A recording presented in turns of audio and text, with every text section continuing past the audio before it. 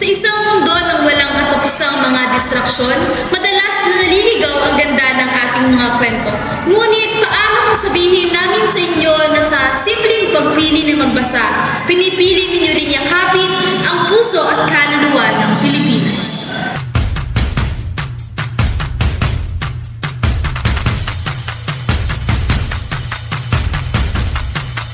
Ang pagbabasa ay nagbubukas ng mga pinto sa mga bagong mundo, nag-aapoy sa ating imahinasyon at nag-uugnay sa ating kasaysayan.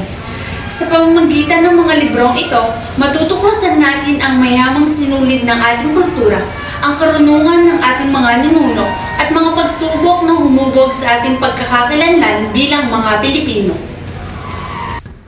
Sa pagpili ng panitikan ng Pilipino, itinataas natin ang ating mga boses at ibinabahagi ang ginagawang natatangi ng ating kultura. Sa bawat pahina ay isang patunay ng katapangan, tibay at pag-asa tulad ng di mapipigilang diwa ng ating mga tao.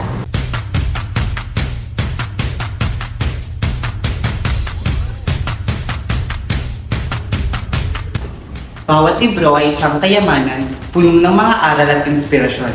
Ipagbunyi natin ang ating nakaraan sa pamamagitan ng pagbasa at lumikha tayo ng mas maliwanag at magandang hinaharap.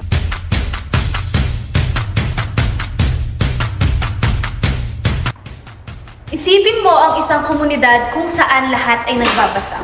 Kung saan ang pagbabasa ay isang kasanayang nagbibigay kapangyarihan sa atin at naghihikayat sa mga susunod na henerasyon na magbasa.